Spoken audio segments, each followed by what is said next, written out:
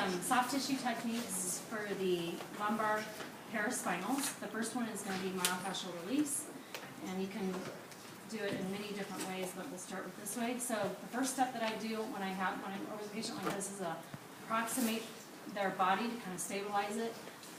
So my elbows here are kind of going like that. So here, and then I'm going to squeeze in like that. And then I'm just going to lay my hands very softly on the paraspinals. And then I'm just going to allow the fascia to move my hands. So I'm not moving my hands, but the fascia will,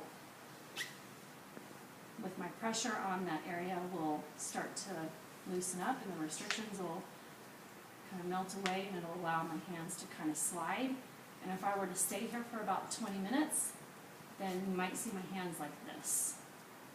Okay, but it takes a long time, and a lot of times we'll darken the room, and it'll just be this very calming type intervention. Okay, so that's one way you can treat the lumbar paraspinals.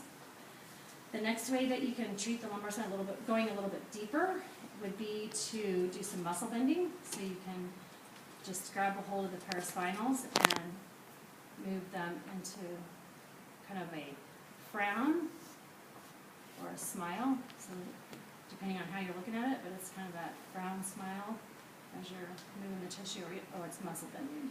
Like that. Okay? And you can kind of go from below as well, so you don't have to turn the patient over to treat both sides. Okay, so that's muscle bending. Okay? And muscle bending would be something you would use in the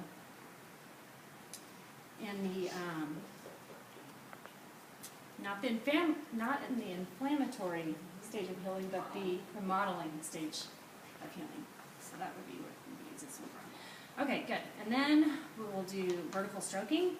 So on this one, you might anchor some of the soft tissue and then just slide as you move up like this. Okay, so that can be vertical stroking like that. You can come down here and do that. And then you can add movement to your technique. So same position as if you would do a pivot. So I'm going to just put your knees on my thigh here like that. Okay, and then I might come in here like this, and then as I bring her knees or her hips into flexion, her spine will follow, and it'll put the lumbar paraspinals on stretch. And so I can kind of facilitate that with I can vertically stroke while I do that. You doing okay? Mm-hmm. Or I can, you can pump the muscle. So as I might have a lot of pressure on as I bring it into stretch, and then release the pressure as I get towards the end. Okay, so I might go like that. So you're kind of going parallel to the fibers, and when you are working parallel to the fibers, you're thinking more of that remodeling stage of healing as well. Okay, so that's the other thing you could do is you could activate the muscles. And so what I would do on that is I would, why don't you slide toward me just a little bit? I've got you here. So I might bring her into extension like that. So I might actually have her move into extension. And as the muscle contracts, I'm going to let the pressure off like that. So you could go into, you doing okay with that?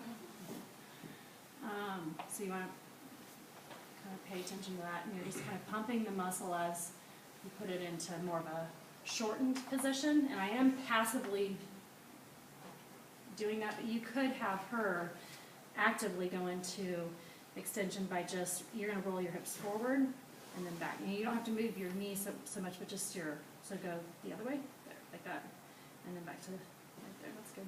So you teach her the movement first, so that's extension, and then I could come in here and have light pressure and then go into extension, so go roll forward and then let the pressure off, and then forward and let the pressure off, forward and let the pressure off. So if there's like a little restriction in here, you can put pressure perpendicular or parallel as they actively contract the muscle, and then release.